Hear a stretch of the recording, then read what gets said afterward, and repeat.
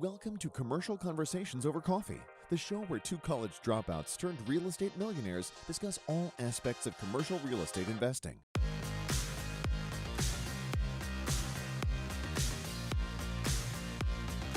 Now, welcome your hosts, Tyler Cobble and apartment guy Bruce Petersen.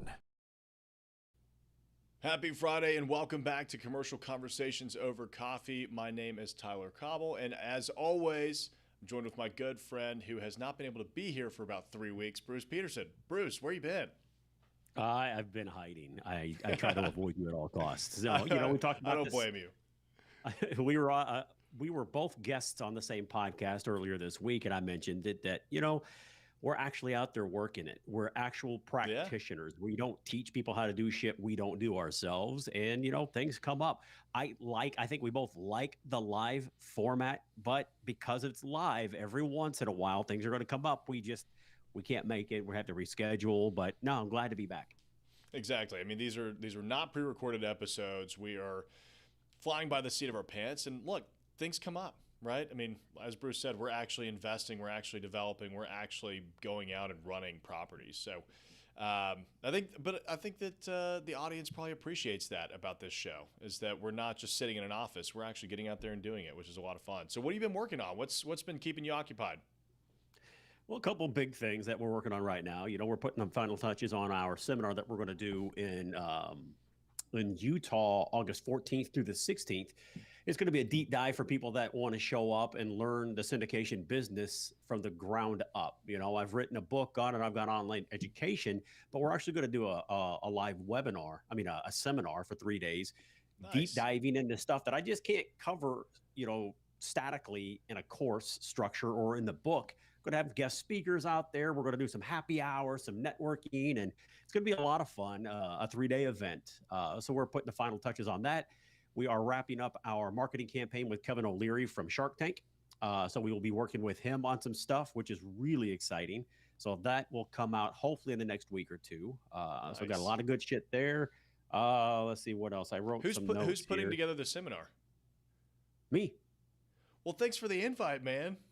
Oh, you can come out, and I actually won't charge you because you're my business partner. But yeah, it's going to be, I did one there in Tennessee with you that was just a boot camp or a crash course. That was a 4-hour, speed through it, but give you the important stuff. Yeah. This is going to be 3 days, a guest syndication attorney speaker, a guest speaker that will teach you how to, from the marketing standpoint, not the legal, but the marketing standpoint, how to raise capital for your deals. My wife will teach a segment because she is a real estate CPA. We might have a lender come out and speak to us, or a mortgage broker. So it's going to be a very big, deep dive in a big, cool-ass space out in Utah, right outside of Salt Lake. So it'll be a lot of fun. Yeah, of course, you're welcome. I'll get you the dates and the location. Yeah, I was going to say, I might actually come out to that because a buddy of mine that I've been friends with since middle school, we were roommates together in college, actually moved out there last year. He's been telling me to come out and visit. So I could come out and spend a week out in Utah. That'd be a lot of fun. My God, it's just breathtakingly beautiful. It's only 40 minutes from where we're going to buy a house, which is in Salt Lake. Park City, not Salt Lake, but Park City. Well, there's a lot of pull out there for us. Oh yeah, he's been saying that the amount of tech entrepreneurs that are fleeing California and headed to Salt Lake is insane. He said the market there is similar to Nashville, which doesn't surprise me at all. If you monitor the Urban Land Institute's emerging trends in real estate, Salt Lake City is one of the top cities in the country to keep an eye on. So it's a good move, man. Right. So Provo, they call it the Silicon Slopes. So you got Silicon Valley, we're the Silicon Hills here in Austin, and they're calling that the Silicon Slopes because, like you said, the Provo-Orem area is just being flooded with tech. Yeah. And, that's only about 30 minutes away from Salt Lake. So that whole little area there is just exploding. Real estate's going nuts. Job growth is going nuts. And I'm telling you, it's just breathtakingly beautiful out there. So I love going out there. I'm usually out there once or twice a month right now. Yeah, that's awesome. So you're planning on just moving there, right? You're going to leave Austin and move to Utah? No. We're not going to leave Austin. We are going to buy a house out there, though. Okay. And what we plan on doing is be out there for 5 months out of the year and in Austin 7 months out of the year. Try to, be the reverse, like a snowbird, I guess. We'll come down here when it's cold. We'll go up to Park City when it's warm here, trying to escape the extremes in both cities.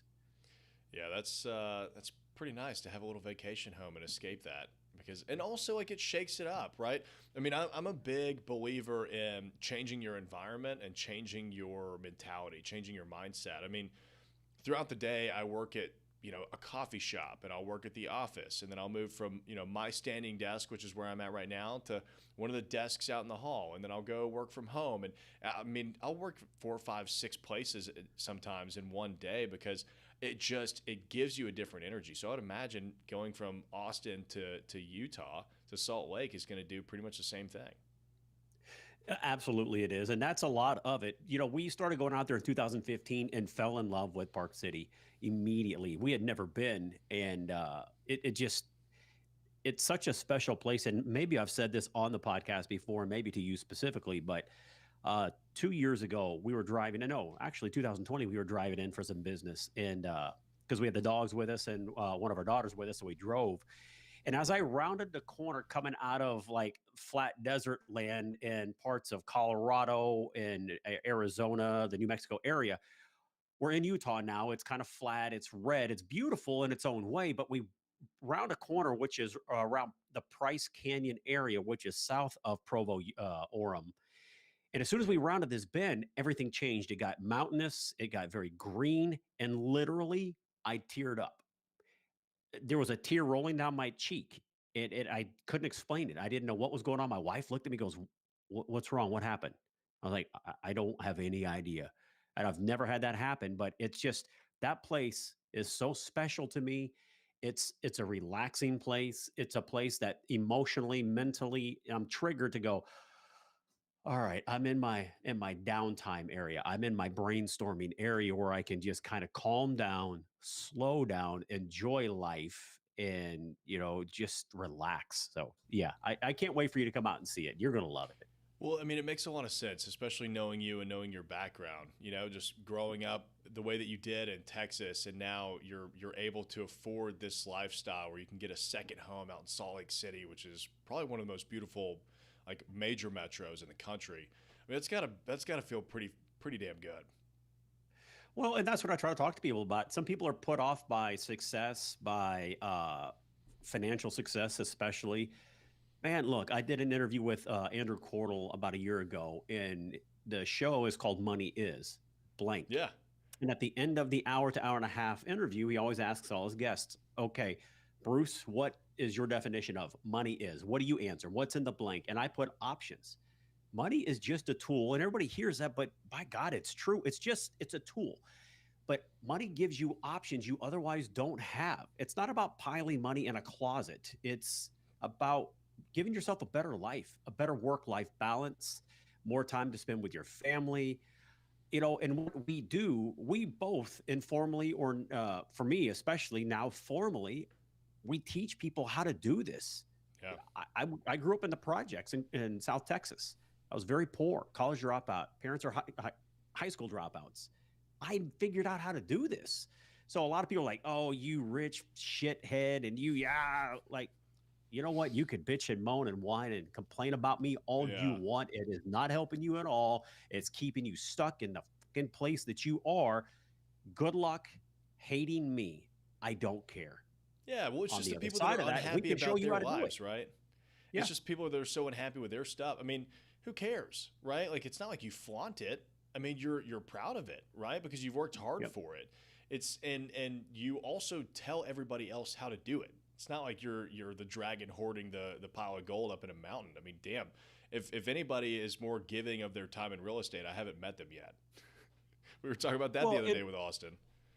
Right. So that's the thing. So many people just want to like hate on me and threaten me. I get threatened and called all kinds of names on social all the time. It's like, why don't you take some of that energy and just ask me a question? Bruce, how can I have what you have? Fuck, I'll teach you. Yeah. I'll show you. Don't hate me. Use that energy to reach out to people that have what you want and are bitter about not having, and really look inside yourself. Why am I hating on this guy? Almost without exception, it's because you're jealous, or you feel powerless. You have no hope of ever getting there. You can't ever imagine. So I got to hate on the other people. Guys, I'm telling you, every one of you can do the shit I've done. You got to work your ass off. And you're going to, I've been sued. I've had deaths. I've had fires. I've had floods. Now we had this big freeze in Austin a month and a half ago. Shit's going to happen on the way. But man, are you willing? Do you just want to sit behind a keyboard and bitch, make yourself feel better and still have a shit life? Fine. I can't help you. And you light me up all you want. Doesn't matter to me. Like you said, I'm proud of what I've done. I don't hide from what I've done. Not a big Grant Cardone fan, but that's exactly what he says. Look, I don't apologize for being rich and being successful. I busted my ass to get here. I did what most people aren't willing to do.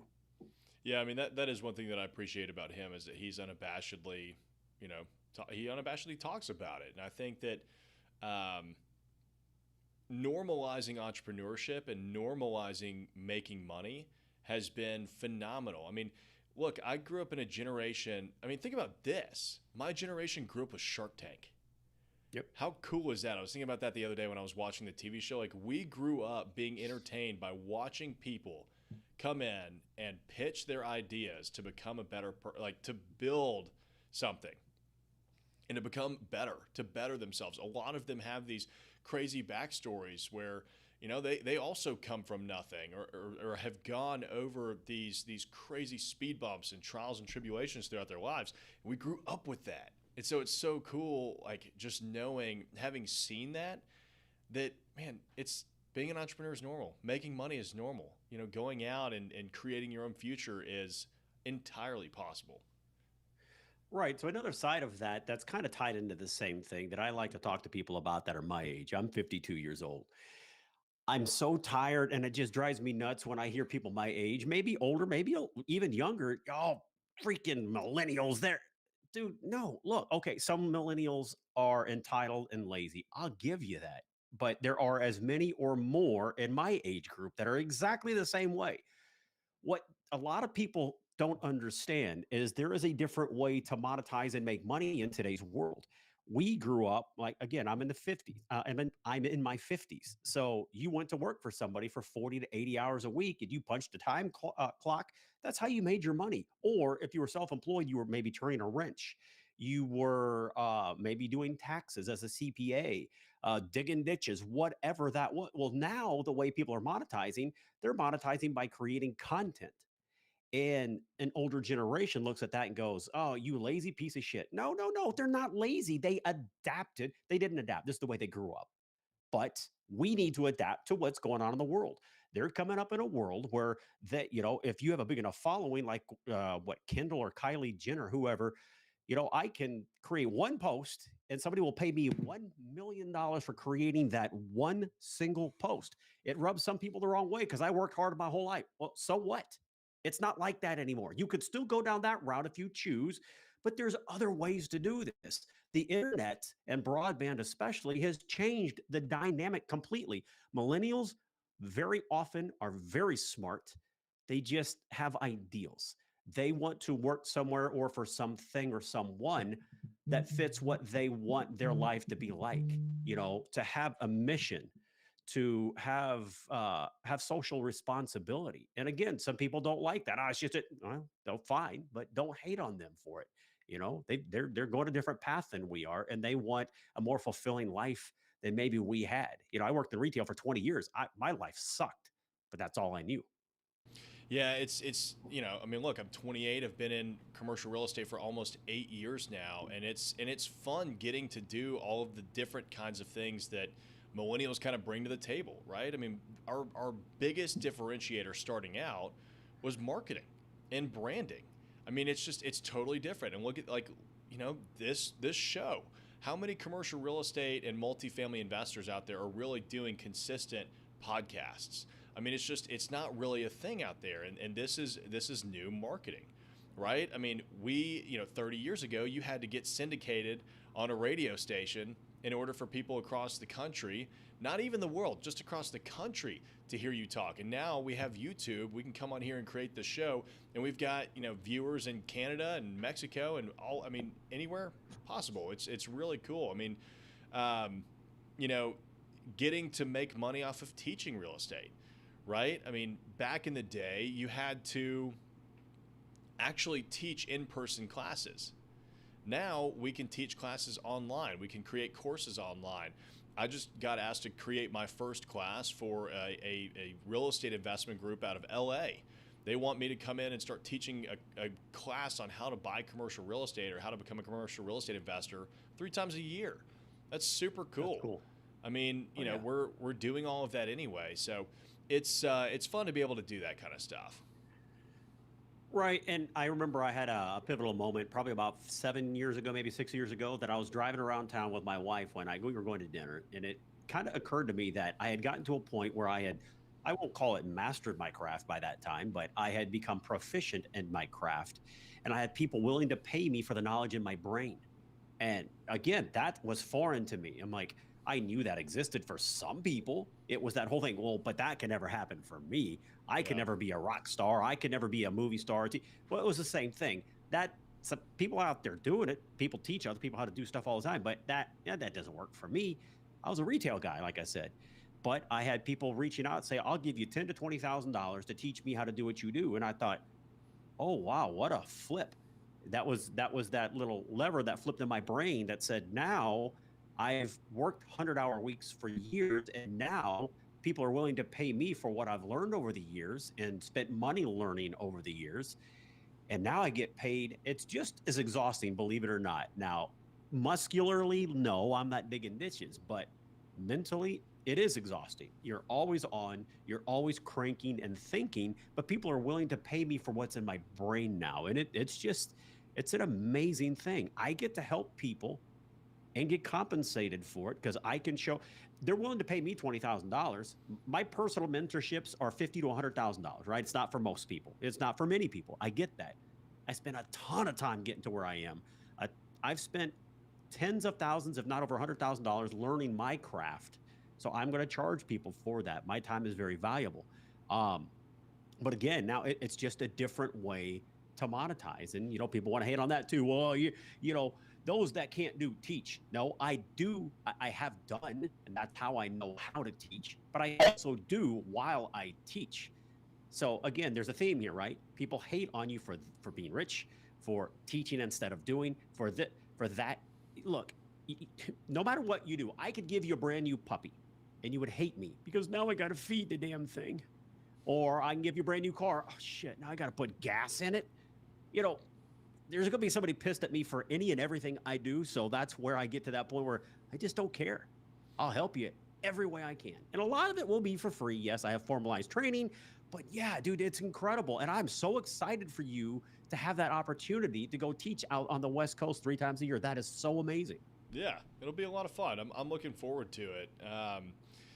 So that's one of my bigger updates. That's pretty exciting. We closed on Madison Station the past 2 weeks ago now, which is that 32.5 acre campus that we've got going on about 15 minutes outside of Nashville, which is the biggest deal I've ever done. It was an $18 million acquisition with some partners out of Austin, Texas. So pretty pumped to get that going, and we've got a number of things going on. So it's, I'm glad that we actually have the time each week to sit down and kind of at least take a moment to ourselves and have this podcast and just talk about real estate in general. But so a few weeks ago we had a show on underwriting multifamily real estate, and we were going through Bruce's spreadsheet and how he looks at these deals, and it was a long enough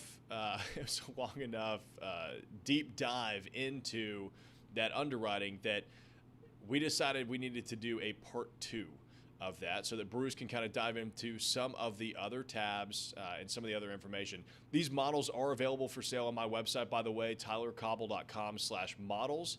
You can get the commercial underwriting one that I put together using Bruce's. You can get Bruce's multifamily one, or you can get a bundled up package with the 2 of them. So Bruce, will you go ahead and just pick up where we left off? Yeah, so I was going over the last one to figure out where we did leave off. So we basically covered the entire first page and how, if you follow along the bottom of the screen here, you've got takeover budget and you've got rent grid. So let me slide these together. So we basically covered those first 3 tabs. The first tab, projections, that's your master tab that pretty much everything feeds into. But we went into the takeover budget, and we're not going to go over that again, guys. Look at the previous episode to follow that, and rent grid. So now we're going to start diving into the rest of it. The rest of it will go pretty quick. None of it really takes a whole lot of time here. And just so everybody knows too that this is forever changing. For anybody that has bought or does buy in the future, if I ever update this, make this better, make it more robust with more functionality, I will always circle back with you and always give you the updated version for no charge. I always want to make sure that it's evergreen as best I can. So this is still being revamped again. It's going to be even better, but the structure, the bones of it will always be roughly the same. So, all right. So what we're doing here now is this is the tab called closing costs. And I have my new spreadsheet. I call this closing/startup costs, because closing costs usually have to do with the loan and kind of the loan only. The inspection, the appraisal, the legal, the origination fee, all the points, all that thing. Well, but I needed to have a place to put in my startup costs. I have to set up my office. I have to, maybe buy some stuff for the maintenance guys. Maybe, and not always that. Sometimes it'll only be my prepaid insurance. That's technically not a closing cost in my mind, but it is a startup cost. I have inspections that I have to do outside of the bank's inspections. So to me, those are startup costs. So that's what all this is. So, here we've got, it says closing costs. Again, I will update that. So the things here, there's not a whole lot, but they're all pretty pricey. So you got the attorney that's going to put together your offering docs if you're raising money from other people, right? So your syndication attorney. Now, if you're going to do your own deal and you're not going to syndicate it, you're just going to do it with all of your own money, well, then you wouldn't have an attorney for your PPMs, for your syndication, because it's not a syndication. Well, you would just put a zero there. You buy the course, buy the spreadsheet, well, you can adjust it however you choose. Just be very careful when you start deleting things if you choose to, because a lot of things are tied to other spots in the spreadsheet. There are macros, self-populated cells from other spreadsheets, so just be very careful when you make changes.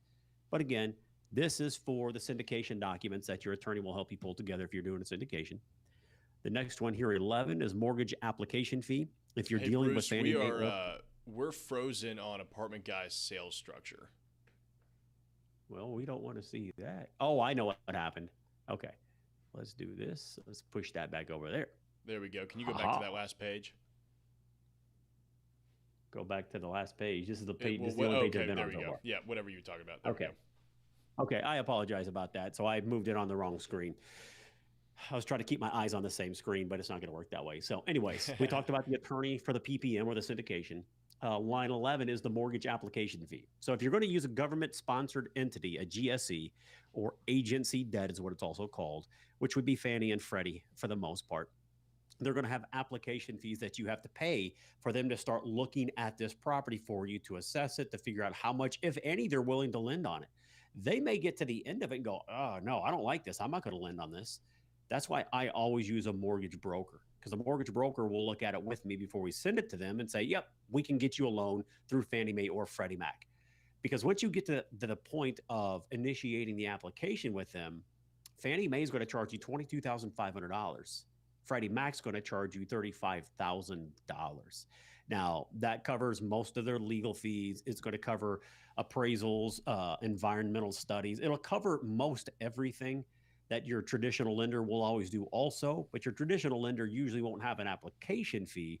They'll just charge you one-off for all those different reports and studies they do for you. But that's what the application fee is for the mortgage. So this one is showing a Fannie Mae $22,500. The next two below, appraisal and phase one. Phase one is your environmental study to make sure the ground is not polluted. That will all roll into the mortgage app fee if you are taking out a loan from Fannie Mae or Freddie Mac. If not, then you will probably have a zero in the mortgage app fee because your bank won't charge you that, but they are going to charge you to order an appraisal and an environmental study. So be sure and put something in that box, which is E12. Next is a lender loan origination fee. So when you take out a loan in commercial real estate, you're pretty much always going to have an origination fee, and it's usually going to be 1% of the loan value, not of the purchase price, but of the loan value. So in this example, we show a loan amount of $7.5 million. On a 1%, that's going to be $75,000. Now, we have a couple things going on here. So you have the lender origination fee, and down here, the broker origination fee. But if you come over here and look, it's a half of 1% for each of them, right? So the lender loan origination fee and the mortgage broker origination fee, they are half a point together. That is the 1 point. When you use a mortgage broker, most mortgage brokers are not going to charge you for what they do above what the lender is going to charge. So usually the end lender will cut half of their fee and give it to the mortgage broker, right? So you don't get double hit, or at least I never have, and I've used different mortgage brokers over my career. I've never had anybody double hit me like that. So that 1% will be split amongst the two of them. Then you've got insurance prepay. Now, this is a white cell. The reason that's a white cell is because that's going to populate from your takeover budget. The takeover budget, we have a spot here, which is line 37. So it's basically B37. No, that's franchise tax. I'm sorry. Your insurance would be B35. The expected insurance premium annually on this property is $40,000. Most lenders will ask you for a year's prepaid insurance upfront at the closing table. And so that's why I put that here. It's going to populate from the other screen. Legal for your lender.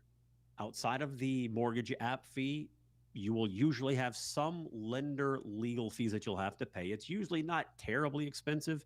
You think $5,000 is a lot. Yeah, but if you're buying a $5 million, $10, $20 million deal, it's not that big a deal. Now I need to take her name out of this. You don't know who Michelle is, so it doesn't matter that it's there, but that's my real estate attorney. But you are going to pay a real estate attorney also to help you with contract negotiations. So there is a syndication attorney and there is a real estate attorney. You need both of them on your team if you're going to do a syndication. And sometimes you'll find one law firm that will handle both sides of it. They will help you with constructing your offering documents, your operating agreement, your private placement memorandum, and your subscription agreement. But then also within the same firm, they will have a division that will handle all the contract negotiations for you as well. So you might find in one attorney, I use two different attorneys for the specialization they provide. But so I have miscellaneous legal, and this is just a guesstimate. It's usually going to run me $4,000 to $7,000 or $8,000. I put in 7 here. Feasibility inspections. When you get a property in a contract, within usually the first 21 to 30 days, you have access to the property, and you will show up with your team to walk units. You will also show up with contractors to walk major systems. You will want to inspect the roof, the plumbing, the foundations, the pool, the boilers if you have them, the chiller system if you have them. So you want people to come out and look at all this stuff with you. Many of these contractors are going to charge you a small fee to come out, so you need to account for that fee somewhere. It's usually not much. It's usually a total of $3,000 to $5,000 per property that I've bought. Now, another option for you, you can reach out to companies that will do a full due diligence inspection for you, meaning they'll walk every single unit, test all of your HVAC units. They'll test your appliances. They'll do everything for you. They'll look at those roofs and the foundation and the parking lot and the pool. They'll look at all of it. It's exhaustive, very comprehensive. They'll usually charge you $25 to $30 per unit. So this $5,000 number could go up if you employ somebody like that.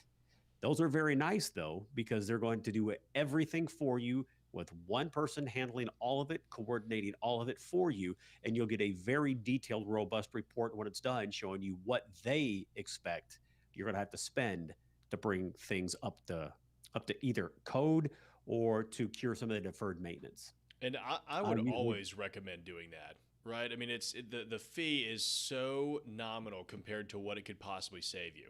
I mean, if you miss 1 or 2 HVAC units, or you miss one issue in the roof, it could end up costing you more than that $5,000 or whatever it ends up being. So it just helps to know what you're getting into, and also it's part of doing your fiduciary duty to your investors, right? I mean, you can honestly tell them, like, look, we have inspected everything. We had the property professionally inspected. So we always do that on all of our properties. Yeah, and again, if it's $25 per unit and this is a 100-unit property, that's only $2,500, right? I put a placeholder here for $5,000, so it's easily covered within that amount. It's a huge deal. Not every submarket will have that available. Some of the smaller tertiary markets might not have a company that can come out and do that for you. But if you have that, I absolutely recommend it myself, especially on your first deal or two when you don't really know what you're looking for. You'll have a contractor come out and they'll tell you all kinds of stuff, but sometimes contractors are trying to sell you stuff that maybe you don't need to fix. Maybe it can use fixing, but it doesn't have to be fixed. But they're going to throw it into that quote anyways. A company like this, they very often, okay, some of them will have their own in-house crews that they'll say, okay, this is the cost to repair these things. We can do it in-house for you and charge you this. Or you can take it to somebody else and just take this scope to another contractor and they can bid your job based on that. So yeah, I would recommend it anytime you can as well. Yeah. So then we talked about the mortgage broker origination fee. So next is your utility deposits, both electric and water. Now, that's going to be different in every single city, every different jurisdiction. You just got to reach out to the city or whoever the provider is, or you can just do a Google search. Like here in Austin, we have Austin Energy, which handles our water and our electric. Well, I will reach out to them, find out what their deposit schedule is, or again, on their website, it actually breaks down exactly what it is.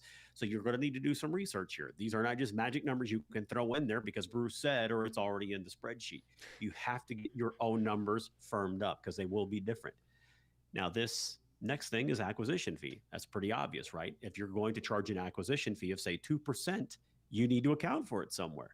So to me, that's a startup cost. No, it's not a closing cost, but it is a startup cost. So I don't typically charge an acquisition fee. I have, and I will again in the future, but usually I don't. That's why I have a 0 here. But if you're going to put something in there, what you would do is in this cell, you're going to create a formula equal purchase price times whatever your acquisition fee is. Let's say it's 2%. And it will calculate that for you. $200,000 would be the acquisition cost fee on this project. And we've seen fees typically anywhere from like 1% to 3%. I mean, could you see 0.5%? Sure. Could you see 0.25%? Sure.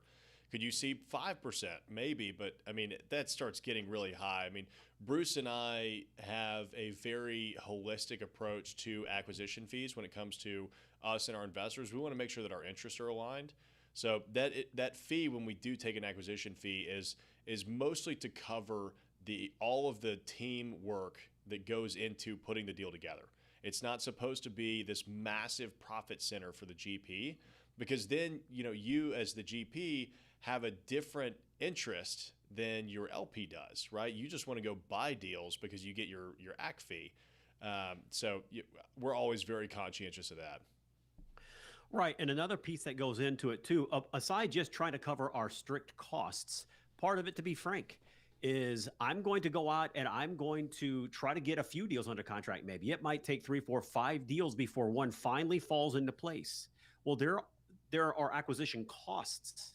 There are site searches. There's travel to go see places. There's all kinds of stuff that I'm going to put money out.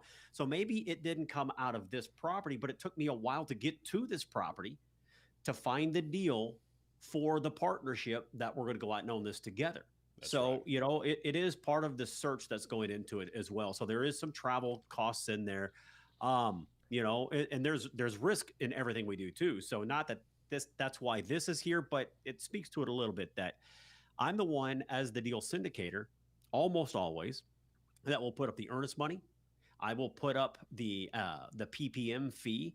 I will put up the mortgage application fee out of my own back pocket, right? So I'm taking a lot of risk. If this falls through, I eat all those costs. The limited partner does not eat that cost, at least in my world. Some sponsors will put that back on a pro rata basis to the investors. Totally legit, totally legal. It's fine. There's no issue with that. I choose not to do that myself. But, so if I end up taking a hickey on a few different deals, that gets expensive because, as you can see, the PPM attorney is $15. The mortgage app is $22.5. So that's $37.5 in sunk costs gone. And if I don't close, I'm out $37.5. I don't get it back. I paid these people to perform a job. They performed the job. I don't get to say, oh, like earnest money. Well, I didn't buy it, so give me my earnest money back. That doesn't happen here. I'm out almost 40 grand. So that's another part of the acquisition fee thought process. Then on some deals, you'll have to order new title. You'll have to order updated surveys. I don't usually have to do that, but sometimes I do. There's zeros here, but you would put whatever is appropriate, and your lender will tell you that, or your real estate attorney will tell you that. It might be a few $1,000s. When do you? So it might be a few thousand. When do you find that you have to do that? Because that's interesting to me. In commercial real estate, we have to do a new survey every time you buy a property. Right. So I've had things come up where there are problems with the title, right? So you always do a title search every time you buy something. Your lender will never lend to you without a clear title, without having title insurance. So I've had it come up where there was an issue that took a little bit of wrangling to get fixed. It wasn't just a check a box, call a phone number and straighten it out at the city. It took a lot of work. I agreed to split it with the seller, because yes, technically that should all be on the seller. I get that, but I really want the deal. And if I have to split a $3,000 or a $5,000 fee just to keep us all on good terms to make sure I get this thing closed, guys, my half of a $5,000 fee, $2,500 on a $10 million purchase, it's not that big a deal, right? On the survey, if it's out of date by more than, a few years, let's see, if it's older than 2 years, some lenders won't accept it. Some lenders might be 5 or 10 years. But there is a definite line that if you go older than this on the current survey, they make you order a new survey. You'll spell that out in your contract negotiations, and that's where your real estate attorney will be very helpful for you. Sometimes you will agree to pay that yourself. If there has to be a new survey ordered, me as the buyer, I agree to foot that expense myself. So that's where that'll come up. That's closing costs. That's really it. So if you look, $379.5 is the total amount of closing and startup costs. So if you come over here to closing costs, F22, it populated $379.5. So that's why this is a white cell on the master spreadsheet. You don't touch it, it gets filled and populated from another tab. So the next, this is, we're going to talk about this because I want you to understand what the spreadsheet is, but this is really difficult for me to say it's this much, it's that much, right? So this is your takeover, rehab, and capital projects tab. And this is where I actually choose to put my office equipment that I have to buy when I first take over and all my maintenance tools that I have to buy when I first take over. Because when you buy a property from somebody, they may take all the expensive tools out of the tool shed and take it to another property that they own down the street. Like they take the auger, the pressure washer, all these really expensive things, maybe paint spray rigs, resurfacing rigs, all that stuff. They'll take that with them when they go. And that's fine. You'll negotiate that too with the help of your real estate attorney. You will discuss what exactly is going to stay with the property when we buy it, what will not stay with the property when we buy it. So that's what these are. Now, these are not ongoing costs that I have to replace a paint spray rig every 3 years. Well, this is a one-time shot. This is what you need to set up to get your property ready to go on the first day. And that's what these two are here. And here, this will factor in, and I'll show you where, but this is just an example of what a unit upgrade could be. Now, there might not be something in every one of these spots. So let's put something here for $500. Let's put resurfacing at $250, right? So what I'm trying to do is figure out how much, if I'm going to upgrade, say 20% of the units, how much do I think it's going to cost me to upgrade it to the level I want to upgrade it to? You got to make sure when you spend money, you will get a return on your money. So if you spend $8,400 to upgrade a unit, if you only get $8,400 in additional rent over a 10-year period, well, that's kind of a break even over 10 years. That's a 10% return, which is not necessarily bad, but you have to understand all that. And I go into that down here, ROI, how to figure out if this is a good deal. But again, Bruce, on the unit upgrades, where do you get those numbers? I mean, I know now you get those numbers from having done so many deals. You've just got it memorized about what the costs of each were. But when you were first getting started, how did you figure out, flooring is going to cost me maybe $1,700 a unit, and resurfacing is going to cost me maybe $250 a unit? So there's a couple of ways you can go about doing this. The first thing I would say, and this is always my default answer, you need to have a good coach. Or you have to have somebody experienced in the GP, or you a member of somebody else's GP the first time or two. So you have somebody with knowledge and experience to be able to help you fill this out. If you don't have that, it's fine. Now you have to kind of go do some searching for yourself. You need to, during your due diligence period, because remember, that's the time within which usually you can get your earnest money back if you decide to terminate the contract. That's also the time that you have to firm up all your numbers to make sure this deal still makes sense. So that's when you might reach out to a contractor to say, hey, I'm going to give you the job of doing all these unit upgrades for me. Let's walk it together. Let's discuss how much you think it's going to cost to upgrade a unit. Now, these are put in here before I do the due diligence, right? Because I'm constructing the spreadsheet to make sure I know how much I can afford to offer. These numbers might get firmed up, but you can tap on a contractor to help you figure all that stuff out. Or like I said, I think the biggest thing is have somebody experienced on your team. But on the unit upgrade, let's say you don't want to go full 8,400, because if you even look, right, resurfacing of countertops, 250. Well, up here, I've got countertops, 2,000. Well, you're not going to have something in both. 2,000 means I might be putting quartz in there. So it might be an average of $2,000 per unit.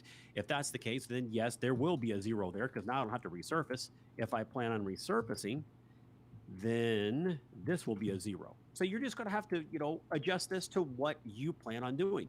You might not do brand new doors because they're all slab doors, but you think, oh, well, I want to put in 6-panel doors. It's just a little richer look. But if you don't want to do that, the doors are in good shape, fine, take them all out. This is just kind of a worksheet, if you will, that you're going to have to fill in with all of your own numbers. I put sample numbers here only.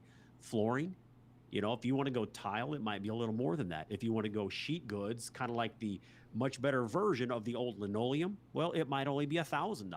You got to come up with what you want your unit upgrades to look like by doing a good detailed market survey before you run out of your due diligence period. Because again, you have to firm up numbers. Okay, I want to spend $6,000 per unit and I want to charge an extra $100 per unit for rent. Okay, well, will the market support that? You need to do a good market survey to make sure that you're kind of in line or maybe a little bit above the finish out in the neighborhood, but you're not blowing away the finish out in the neighborhood. Right? So you got to do your homework. You got to do your research. But let's come down here, right? $6,000, let's say, is the projected cost to upgrade a unit. You have to decide what is your return needed for you to justify spending $6,000. Let's say you think, well, I need to make at least 10% on my money, or I will not spend money on a capital project, right? So let's say if your threshold is 10%, so you go $6,000 times 10%. That means each year you need to add an additional $600 in income to justify that spend of $6,000. Divide that by 12 months. You need to be able to up your rent by $50 per unit to get a 10% return on that money spent. My threshold is 20%. I want 20% or I won't do the deal. So for me, I would have to bump my rents $100 per unit on a $6,000 spend to see at least a 20% return on my money. On the spreadsheet down here on 83 ROI, I give you the formula. It's also part of the master spreadsheet up here, which is that column right there, which is ROI if applicable. Some things won't have an ROI because they won't add money to the bottom line or profit to the bottom line. So then you would just leave these blank. But when you do things, when you spend money like new laundry equipment, let's say on a deal that I did, I spent $40,000 on new laundry equipment.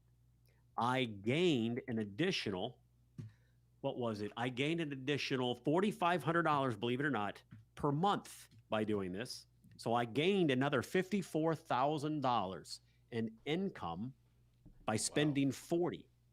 So I made more than my money back completely in less than 1 year. I made $54,000 additional income, not total income from that category, but additional income. So you go 54,000 was the additional income, divide it by the cost. So my return on that was 135%. I want at least 20 and I'll do it. Well, holy shit. That project was 135% return. Hell yes, I'll do that all day. It's expensive up front to pay $40,000, but it's worth it. But then we just break the spreadsheet down into what the project is. I've got interior, exterior, startup costs, which are those maintenance supplies and tools, office supplies, golf carts if you have them, security patrol. Down at the bottom, I give you an idea on security patrol. For me, this is in a startup cost. This is not ongoing monthly security or courtesy patrol. This is one time to cover the first year on a very rough property that I need to come in and clean up. I might have to spend $5,000 or $6,000 per month to have armed guards on these properties. And it happens, guys. I have armed guards on some of my properties now. It's just a cost of doing business in that neighborhood. I go into it with my eyes wide open. I understand it completely. But if I think I buy this property and if I can just put somebody in place with guns on site for the first 365 days, at the end of that first year, I could probably crank it back down now and maybe only spend a couple $1,000s a month at most, maybe only $1,000. After the first year, I'm going to fund in my startup costs. After that, it all has to come out of your operating budgets on a monthly and annual basis. But that's why I have security patrol here.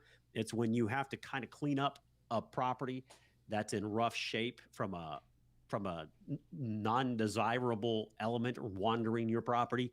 That's why that's there. You've got work on amenities. You have pool, office, laundry, fitness room, playground, barbecue, laundry freshen up, and then laundry rooms. If I just want to build a new laundry room because maybe I don't have one on a smaller property. So that's why there's two different things here. New laundry equipment. You're going to take over most of your properties. If they have a laundry room, you'll usually have a third-party service provider that takes care of it for you. But you could choose to buy your own laundry equipment if your contract allows for it, a dog wash station. So these are just representations of things that I've done in the past. Up at the top, it says, this is by no means a comprehensive or exhaustive list. You might not have to address most of these items. These are items to consider and to think about when you're going through your due diligence. There might be things that are not even here that you need to add to this. So that was amenities. And then you've got energy and water saving programs. Do you want to swap out toilets, exterior lighting, interior lighting, appliance upgrades, HVAC upgrades, whatever? Again, this is just a template with sample categories that you need to really consider when you're trying to figure out what these numbers are going to be. This goes back to the conversation again about unit upgrades. Well, how much do you know? How do you know how much these are going to cost? Exact same answer. How much am I going to spend to freshen up that pool? $100,000, because I've done it for a long time. I know this one's in pretty rough shape. I need to spend a lot of money on some plants. I might have to do the coping, the decking. I might have to replaster the pool. Maybe the drain system is not in code within the state of Texas, which I've got the Graham something or other drain thing that I've got to bring it up at the coast. So there's all kinds of things that'll go into that. You need a good coach, an experienced mentor that can walk you through this and help you firm up these numbers. Now, when you get these numbers on this spreadsheet, if the deal makes sense, great, keep moving. Now that you're under contract, you go out and do your due diligence, you're going to address all of these buckets that you think you're going to have to spend money on, get contractors involved, verify those numbers, confirm that those numbers are accurate. Maybe the $100,000 on the pool for everything I want to do. Well, okay, now that I firm up the numbers, it's only going to cost me $80. Okay, great. Well, maybe office clubhouse freshen up. Maybe instead of 30, I'm going to have to spend 130 because it's in a lot worse shape than I thought when we open up the walls. 130. So again, this is a starting point, is all this is until you firm up your numbers. Then you've got your totals here. That is, so there's your budgeted number. Once you start firming up your numbers, you're going to put it in your actual column. Do you need to track them separately? Maybe not. I like to. So I'll see what I thought the budget for this project was, what it actually came in at. And these are my ROIs, again, if it pertains. It might not pertain. So that's all there is on rehab or capital projects. And again, that will populate over here, not capitalized rehab. So again, this is rehab dollars I need to spend that I'm not going to roll into my loan. $758, that came from this spreadsheet. right? So again, on the main page, it's white. Don't screw with that. It will self-populate for you. Okay, next is supplemental. This one gets a little complicated. In the next version of this, I'm probably going to strip this out and address it a different way. We're not going to go into a lot of detail here, but a supplemental loan is basically the same effect as a cash out refi. You're taking out additional loan dollars based on a new value that you created by making it a better property. Have some fun, play with that. Reach out to me if you have questions. I'll walk you through that. Don't have a ton of time here to cover that in great detail. This is for people that are going to do syndications. You may not do a syndication. This spreadsheet's going to be meaningless to you. Totally fine. Don't use it. You can delete it completely from your version of this thing that you're going to buy. I want to know. I'm a numbers-driven guy. I want to know, as the deal sponsor, what do I look to make from this project? I break it down into buckets. I've got a management fee if I'm going to self-manage. If I give it to a third-party management company, there will be a zero here, right? If I self-manage it, I charge all of my properties 3% for my property management company to manage it. Again, most people won't have their own property management company. It's totally fine. I charge 3% because that's what the market charges. If I ever decide I don't want to manage this anymore, because maybe there is another property management company that I have to be honest with myself and not ego-based decision-making and think they could do a better job than me, well, then I would give it to somebody else potentially. They're going to charge me 3%. So I've got to charge myself 3%, right? So then you've got the asset management fee. If you will operate as the asset manager on your project, then you need to put something in there for your fee. Some people will outsource that as well. So maybe there's a zero there. I charge 2% asset management fees on all of my properties. So I have 3% and 2%. It's all based on the net income. Now, when I say net income, I probably should call that gross, because that is, if you look at this number, $1,473,000, it's based on my projected first year of ownership, which is column F, $1,473,660. You get your management fee and your asset management fee paid on a monthly basis as a percentage of the total collected top line revenue from the property. I've got $1,473 for the year. 3% of that is $44,200. And then I break it out by month also, because I get paid monthly. We live our personal budgets on a monthly basis. So I take that monthly number, and I mean that yearly number, and I break it down into months. And then I also break it down property management fee per unit. Remember, I have a 100-unit property. So each month I'm making for my property management company, not in my back pocket unless I do everything in the management company myself. I wear every hat. I don't have a regional manager. I don't have corporate bookkeeping. I don't have corporate ops. I don't have anybody at the corporate level. It's all me. Well, then I would put all that in my pocket. If I don't, this is the money that goes to support the company that has all these bodies that you now have to pay at the corporate level. Asset management fee, exactly the same thing. So $40 per unit per month, $24 per unit per month. Then your promote or your carried interest. What is your promote going to be on this deal? You know, very common is 20 or 30%. So let's put in 20%. So your promote is 20%. That breaks down to $69,000 per year or $5,800 per month. I always pay out my distributions quarterly. But again, my brain for my personal household budget works on a monthly budget. So I want to know what my monthly numbers are as well. And to be clear on the promote / carried interest, if you're not familiar with those terms, that is the GP, the general partners or the sponsors share of the project. So basically Bruce is selling 80% to the investors and 20% he would keep for himself and the GP. Correct. Thank you for clearing that up. It's called a promote. That's what most people know it as, but it can also be considered carried interest. And that's basically compensation you're getting for no contributed capital. Very layman's term. But yeah, 20% turns into $58 per unit per month. Again, I send those checks out quarterly, but I want to know what is it broken down to on a monthly basis so I know. Distribution share. So this is based on my personally contributed capital as an LP. Many sponsors or syndicators will invest their own money into their deals. So they get money to run the project. Yes, that's to promote. But then they also have money that they're going to make based on their investment, right? So let's say you're going to invest $100,000 in this deal. Well, that's going to be, you're going to own about a half a point on this deal. So less than 1% of the deal. You are going to make annually $1,500 a year, $132 a month, which is $1.32 per unit per month. Again, my brain works on dollars per unit per month. How much am I going to make on this deal? I project on this deal to make $124 per unit per month, or $12,400 per month for all the work I put into this and my investment. But again, remember, if you're not going to have your own management company, you're paying it to somebody else, don't put anything there. Oh, but Bruce, I got to account for it. You do. You're going to account for it in your takeover budget here on line 38, offsite management fee, right? That'll be 3% here, or whatever that rate is. That's negotiable between you and the third-party management company. We are accounting for it. But remember, this tab is only showing what the deal sponsor looks to make from this deal. So don't get that confused. You're going to outsource it to a third-party management company. 90% of you will. You'll put a 0 there.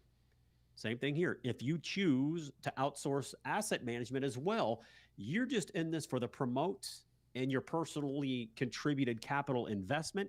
Fine. You don't have to have any of this. You better watch these two companies, but you can outsource both of those. So let's say you outsource this as well.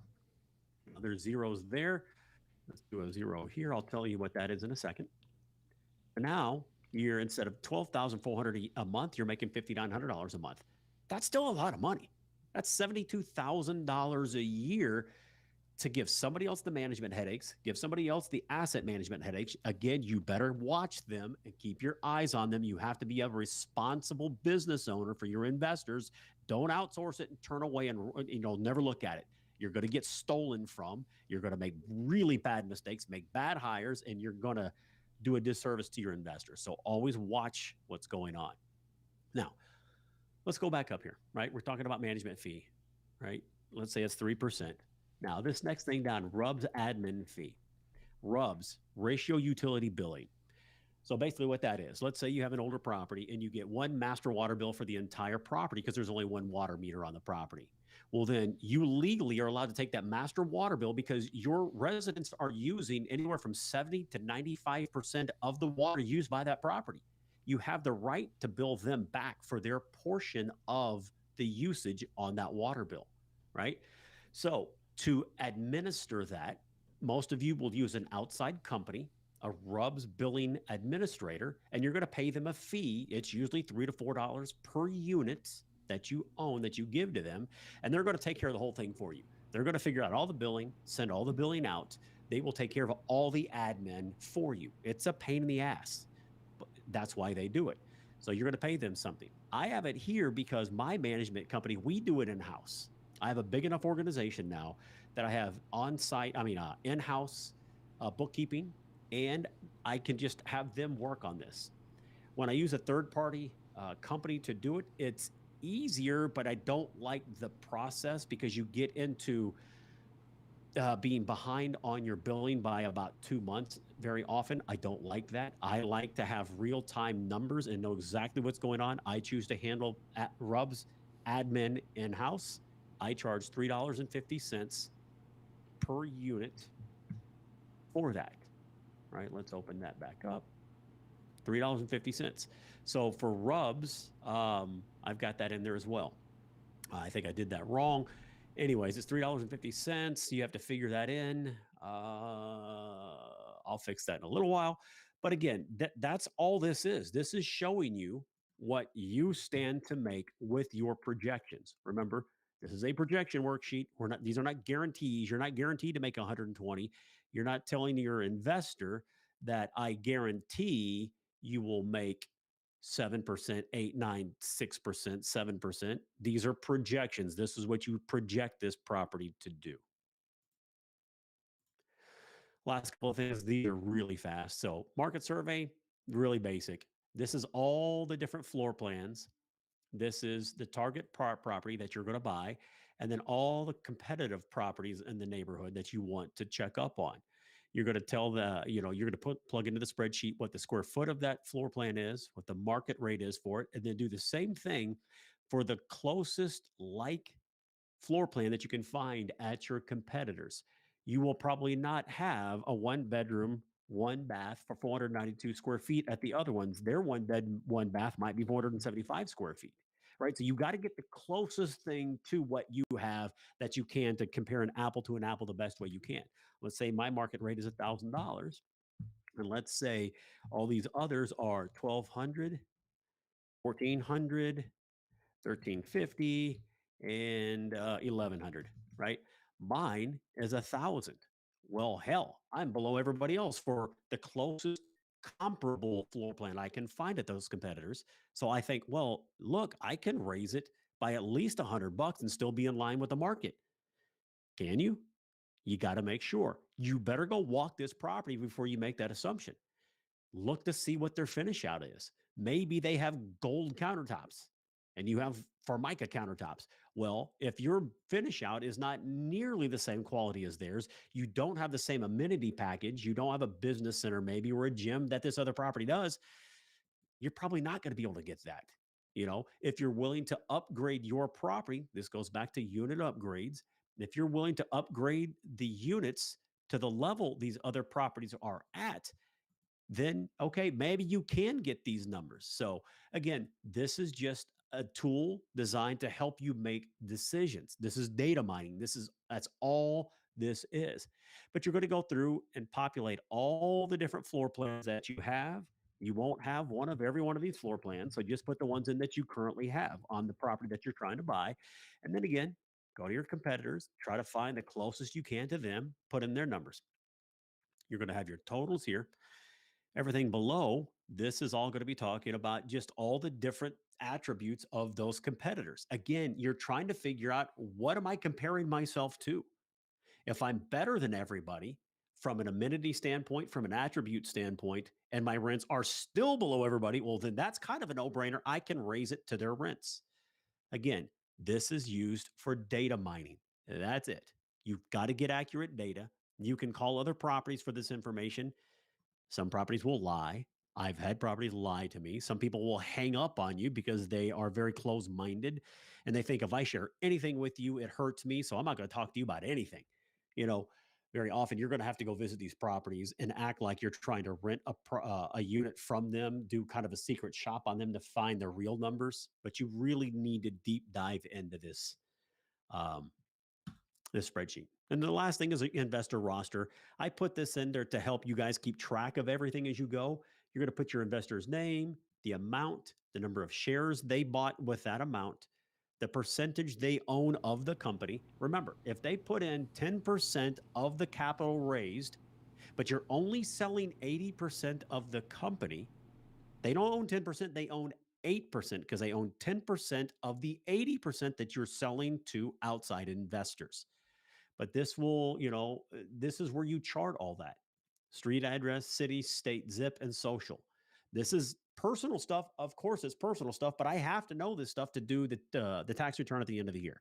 This is a nice place to keep it all together in one spot.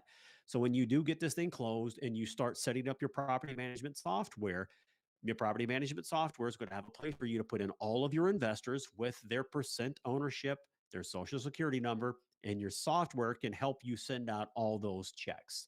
So again, very basic spreadsheet, but that's why this is here. You got a little typo at the top there with company, by the way. Oh, like I said, this is still being worked on. I'm getting it better, more robust, and I will spot check it again too.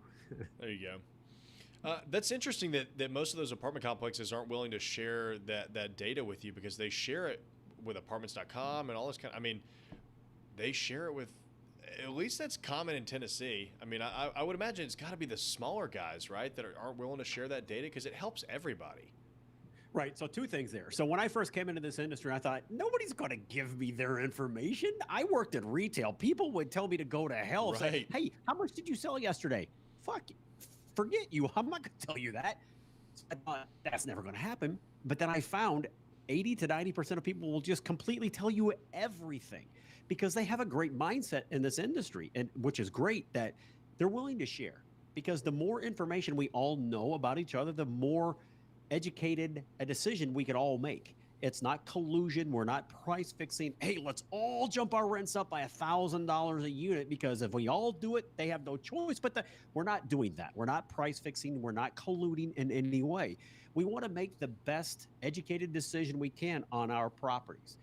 Most people in this industry will readily give that to you. But yes, it's usually the small-minded mom and pop operator that is super paranoid. If I help you in any way, I don't think about what I get in return. I just think that I'm giving you information you don't need to know. Okay, fine. Write those people off. You'll never convince them. You can't train them. You just move on and just write that property off. Yeah, that makes sense. Well, Bruce, any final thoughts on underwriting? I know that this is part 2. We've talked quite a bit about underwriting, but just in general, what should people keep in mind when they're going through this process? Right. So again, the big thing, and we just talked about it, but these are projections. Now, on that, okay, we talked about their projections, so we've already covered that. The other big thing here, you do whatever you want as a syndicator. I used to show this master spreadsheet to every one of my prospective investors. Even if you say you don't want to come in, part of the whole offering packet that I would send out, I would send this to them. I don't do that anymore. And the reason I don't do it anymore is not that I'm trying to keep information from anybody. What happens is most people will look at this and go, they're not getting trained like you guys are listening to this. They're going to look at it and go, what the hell is all this? I don't get it. You know, and you show them that all you really can care about, Mr. or Mrs. Investor, is line 111. This is the projected return to you as the limited partner. That's all that really matters. This is just all the stuff that went into figuring this out. Their eyes are going to gloss over. Their eyes are going to roll back in their head. And or the biggest thing is they're going to have all kinds of questions for you. You're just opening up a can of worms. Myself, I don't show this anymore. I don't have anything to hide, and I'll show it to individuals if they want me to show it to them. But I also know that when I do that, it's going to take me a half hour to an hour with that person to explain this spreadsheet. So I don't share this. I use this to assess the deal. Does it make sense? If it does, then I put together my colorful offering memorandum or executive summary that I will then send out to my prospective investors that will have all the important numbers in there. It will tell them what their projected return is, cash on cash annually. It will also give them all of their total return. It will give them their total return percentage, their equity multiple, their projected IRRs. So I'll take all the information that I need from this spreadsheet now, put it into my offering memorandum. I want them to know how much am I going to pay for the property? What do I think rehab is going to be? What do I think closing costs are? So I'll give them the cost breakdown of what it's going to cost to buy the property. But yeah, I don't send this out to anybody anymore. It just causes way more confusion than it helps. Yeah, I was going to say that. I mean, that's a good point. It's just too much, especially if you've never gone through this spreadsheet before. It's tough to look at other people's spreadsheets and get a grasp of what is going on, which is, of course, why we wanted to do these videos for y'all. So that's great. Well, you can get this model at tylercobble.com/models. Again, there's the multifamily one. We've got a commercial one, whether you're doing office, retail, industrial, doesn't matter. So thank you to everybody that joined us live. You can always join us live Fridays at 10 a.m. We will typically schedule these in advance so that y'all know that we are going live just in case anything comes up. If you're listening on the podcast, please don't forget to rate and review, and we will see y'all next week. See you guys.